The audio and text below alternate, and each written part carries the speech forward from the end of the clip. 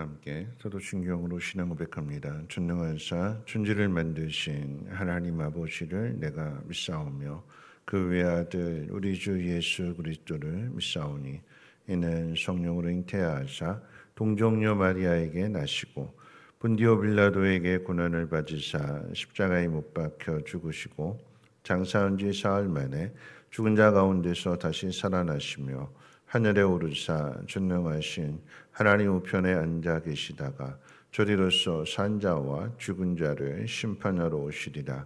성령을 믿사오며 거룩한 공회와 성도가 서로 교통하는 곳과 죄를 사하여 주시는 것과 몸이 다시 사는 것과 영원히 사는 것을 믿사옵나이다. 아멘. 좋으신 하나님, 오늘 이 새벽에도 우리가 누구인지 또 하나님께서 우리 무엇을 원하시는지 가르쳐 주시고자 하는 귀한 존으로 인도해 주심을 감사합니다.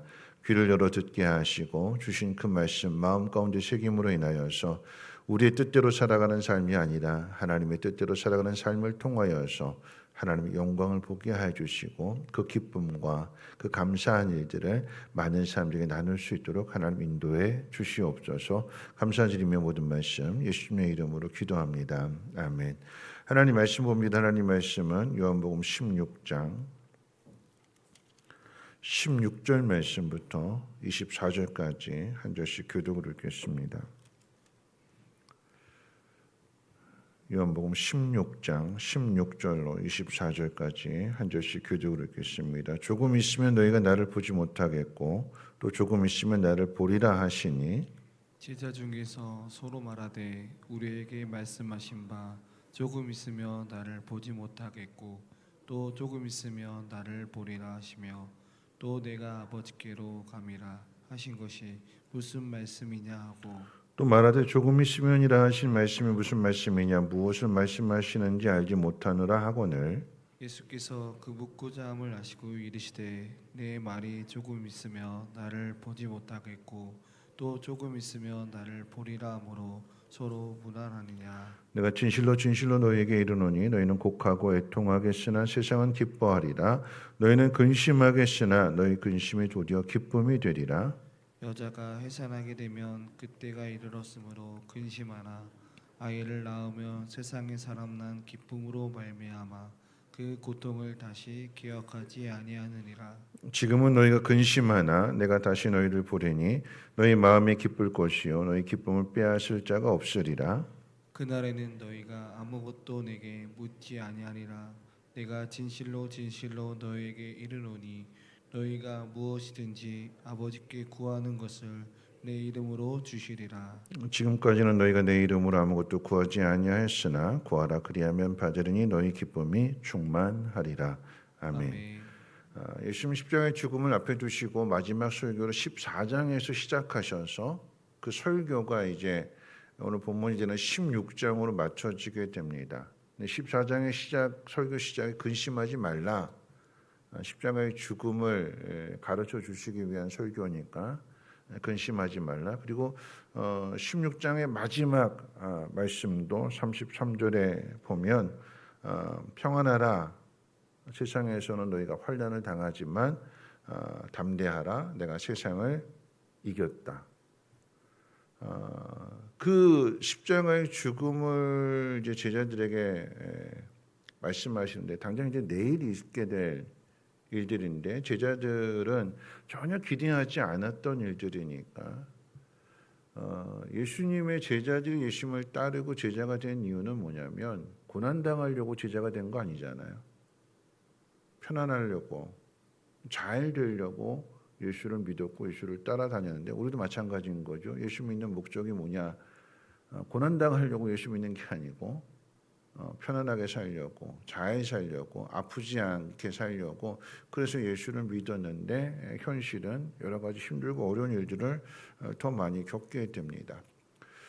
예수님께서 십자가의 죽음을 앞에 두신 상황 속에서 가르쳐 주시는 말씀이니까 제자들에게는 가뜩이나 고난에 대해서는 전혀 생각하지 않았던 상황인데 정말 이상한 말씀을 하시는 거예요. 뭐냐면 조금 있으면 너희가 나를 보지 못한다. 그때 조금 있으면 너희가 나를 본다. 헷갈리는 거잖아요. 이해가 안 되는 거죠. 못 보면 못 보는 거고 보면 보는 건데 조금 있으면 너희가 나를 못 보지만 그런데 조금 있으면 나를 보게 된다. 그 이야기는 다시 말씀드리면 예수 십자가의 죽음과 부활을 말씀하시는 거였어요. 근데 이해를 못하는 거죠. 그러니까 묻습니다. 도대체 이게 무슨 말이냐? 17절에 보니까 도대체 이게 무슨 말이냐? 또 18절에 보니까 조금 있으면이라고 하는 것은 또 무슨 뜻이냐? 하면서 제자들이 막 서로 이제 논쟁을 벌이게 되니까 예수님께서 그 의미를 가르쳐 주십니다. 너희는 곡하고 애통하겠지만 세상은 기뻐할 것이고 너희는 근심하겠지만 십자가의 죽음에 대해서 근심하지만 뒤에 가서 부활을 통해서는 기뻐하게 될 거다.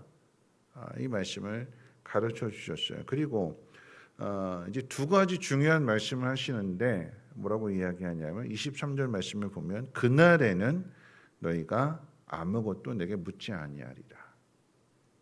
도대체 이게 무슨 말씀이냐? 무슨 의미냐? 제자들 마음속에 의문을 품었던 것에 대하여 예수님께서 그날이 어떤 날일까요? 부활하신 날.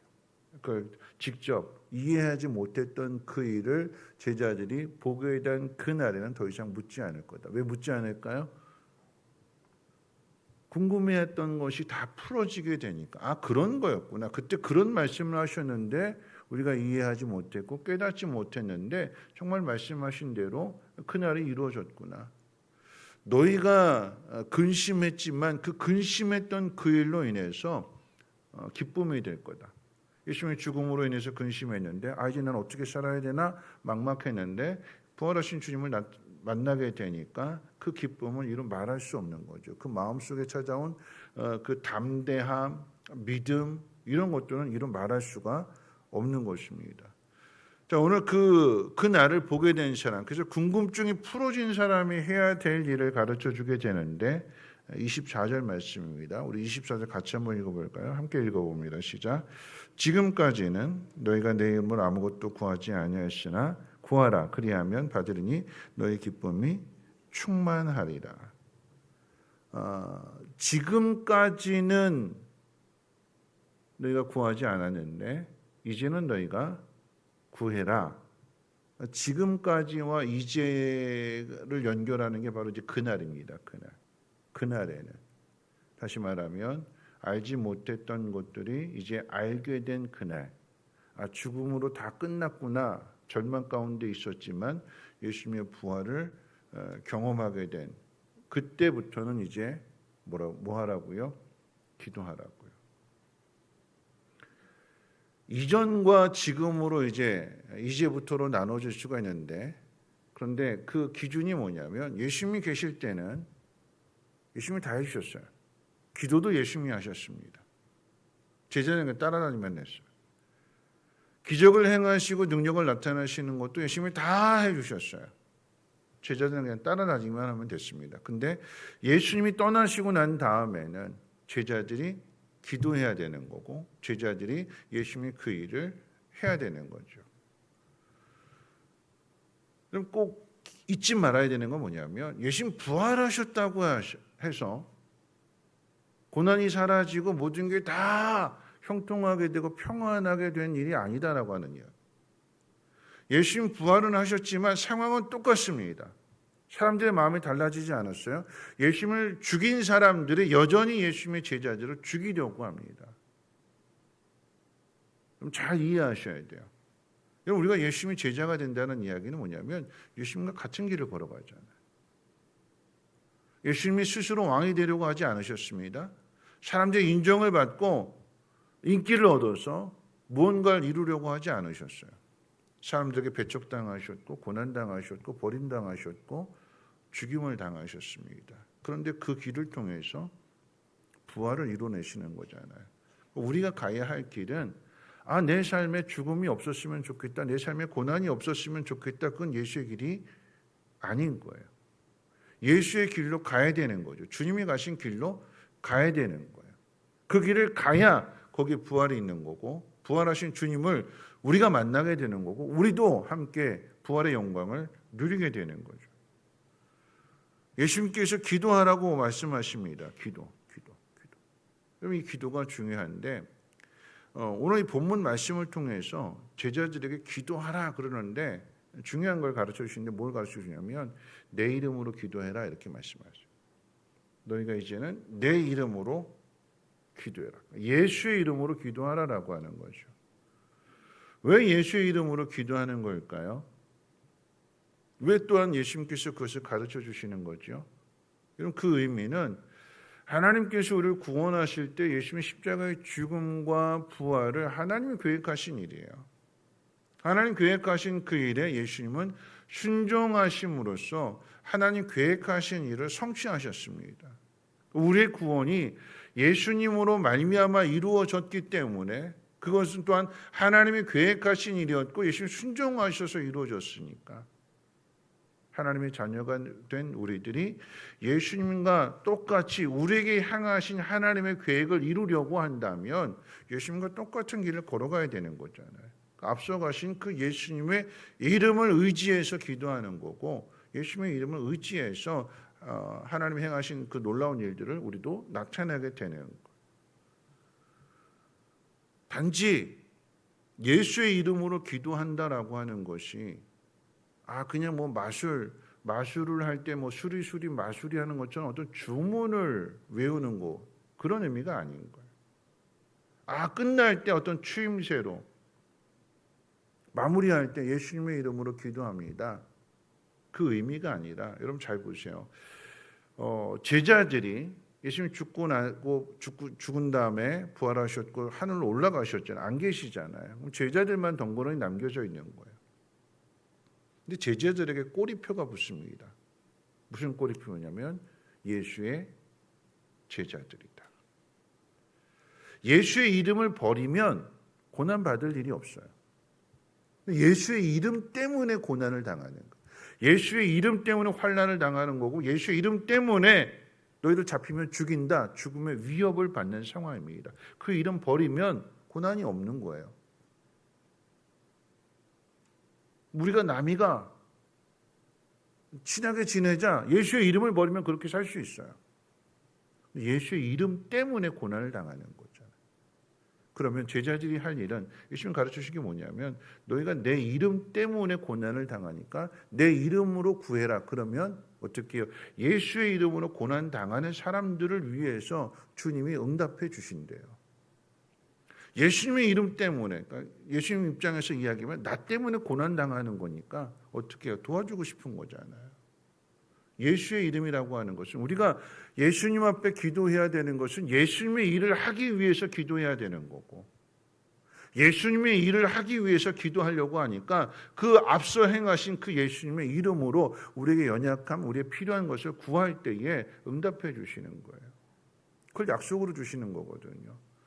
그러니까 우리가 예수의 이름으로 하려고 하는 그 모든 일들, 교회 일은 다 예수의 이름으로 하는 거잖아요. 그럼 그 속에서 여러분들에게 담임 목사가 부탁하는 게 있잖아요. 이것 좀 해주세요. 이것 좀 하십시오. 그러면 여러분들이 뭐라고 얘기할까요? 기도해보고요. 그러잖아요. 그렇죠? 그럼 여러분들이 기도하면 뭐라고 기도할까요?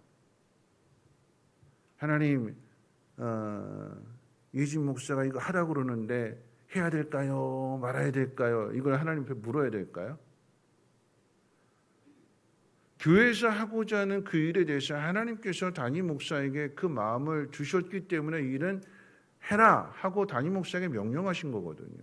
그러면 그 일을 여러분에게 누가 하시겠습니까? 물어보는 거예요. 그리고 만약에 그 일에 적당한 사람을 담임 목사가 봤을 때 그것 좀 해주십시오라고 부탁하는 거예요. 그럼 또 하나님 앞에 가서 이거 해야 될까요? 말아야 될까요? 물어보셔야 될까요? 그렇게 기도하라고 하시는 걸까요? 아닌 거죠. 여러분들이 만약에 기도해 보겠습니다 라고 하는 것은 하나님 앞에 이게 맞냐 틀리냐 내가 해야 되냐 말아야 되냐를 물어볼 게 아니라 하나님 앞에 가서 기도해야 되는 건 이렇게 기도해야 되는 거예요. 하나님 내가 이런 이야기를 들었습니다. 하나님 내가 이 일을 할 수 있도록 하나님 나에게 힘을 주시고 하나님 내가 이 일을 할 수 있도록 나에게 믿음을 주시고 하나님 내가 이 일을 할 수 있도록 나한테 그 일을 하는 데 있어서의 부족한 상황들이 있잖아요. 뭐 남편이 반대한다든가 아니면 경제적인 어려움이 있다든가 시간의 여유가 없다든가 몸이 아프다든가 내가 그 일을 감당하기에 여러 가지 연약한 부분들 부족한 부분들이 있다면 그 부분을 가지고 하나님 앞에 기도하라는 얘기예요. 하나님 내가 이 일을 할 수 있도록 하나님 나에게 힘을 주십시오. 건강을 책임져 주십시오. 남편의 마음을 하나님 돌려놔 주십시오. 그리고 어떻게 해요? 와서 예 하겠습니다. 그럴 때 주님이 응답해 주시는 거예요. 예수의 이름으로 구하라라고 하는 것은 예수님이 하신 일을 하기 위해서 하나님 나라의 일을 하기 위해서 구하는 거예요. 그럴 때 응답을 안 해주실까요? 응답해 주시는 거잖아요. 하나님 원하시는 일이고 하나님 기뻐하시는 일이고 하나님 계획하신 일이고 예수를 닮아가는 일이고 예수의 일을 예수님 우리에게 맡기신 일을 하는 일일진데 그 일에 필요한 것들을 구한다면 하나님이 응답해 주신대요. 말씀을 정리할 텐데요. 우리가 예수의 이름으로 기도한다라고 하는 것은 내가 누구인지를 분명하게 알고 있는 거예요. 내가 누구라고요? 예수님의 제자라고요. 하나님의 자녀라고요. 그러면 하나님 아버지가 원하시는 일을 하나님 아버지가 기뻐하시는 일을 해야 되는 거죠.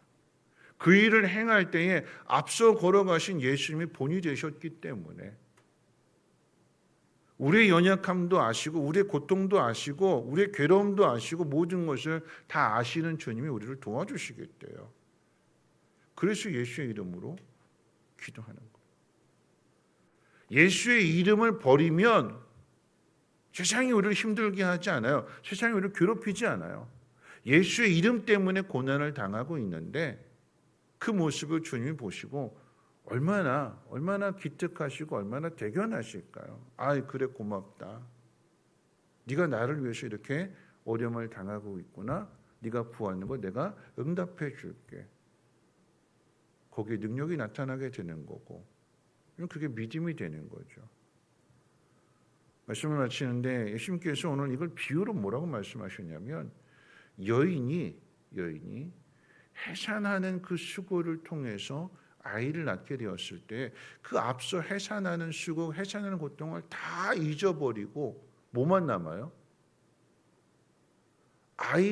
내 아이를 얻은 기쁨만 남는데요. 그렇죠? 뭐가 더 커요? 고통이 더 커요? 기쁨이 더 커요? 고통이 더 크면 둘째 안 낳잖아요. 그렇죠? 고통을 까마득하게 잊어버리고 아이를 얻게 된 그 기쁨이 크니까 둘째 낳겠다고 그러잖아요. 셋째도 낳고. 그걸 비유하시는 거예요. 우리 앞에 고난이 있대요. 근데 그 고난을 이기는 더 큰 기쁨이 있대요. 그날. 지금은 이해할 수 없고 지금은 다 알지 못하지만 우리에게 그날이 있다. 소망하십시오. 그날에 이게 역전됐다. 그날에 내가 고통하는 이해하지 못한 것들을 다 알게 될 거다. 살아보니까 그렇잖아요. 그때는 몰랐는데 이게 하나님 뜻이었구나 하는 것들을 알게 되고 경험한다면 그 다음부터는 어떻게 해요? 더 이상 두려워하지 말고 근심하지 말고 뭐 하라고요? 기도하라고요. 누구의 이름으로요? 예수의 이름으로. 예수의 이름으로 기도한다라고 하는 것은 예수의 길을 간다라고 하는 것이고 예수님이 행하신 그 일을 우리도 행하겠다라고 하는 신앙의 고백입니다. 하나님 거기에 응답해 주실 것을 주님이 예수님의 이름으로 기도하는 사람에 대하여 예수님이 응답해 주실 것을 제자들에게 약속해 주시는 것이 오늘 말씀일진데 두려워하지 마시고 예수님의 이름으로 구하시고 예수의 일을 감당할 수 있는 저와 여러분들 되시기를 주님의 이름으로 부탁을 드립니다. 우리 찬송가 91장 함께 찬송합니다.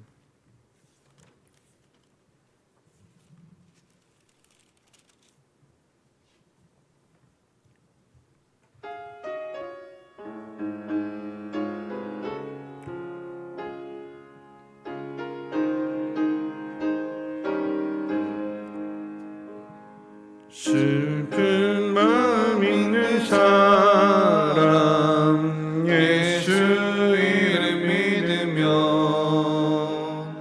영원토록 변함없는 기쁜 마음 얻으리. 예수의 이름은 세상의 소망이요 예수의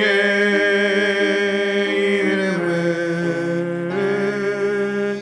전국의 기쁨이세. 거룩하신 주의 이름 너의 방패 삼으라. 환난 시험 당할 때에 주께 기도 드려라. 예수의 이름은 세상의 소망이요 예수의 이름은 전국의 기쁨이세. 존귀하신 주의 이름 우리 기쁨 되도다. 주의 품에 안길 때에 기뻐 찬송 부르리. 예수의 이름은 세상의 소망이요 예수의 이름은 전국의 기쁨이세. 우리 갈 길 나간 후에 보좌 앞에 나가 왕의 왕께 경배하며 멸류관을 지니. 예수의 이름은 세상의 소망이요 예수의 이름은 전국의 기쁨이세.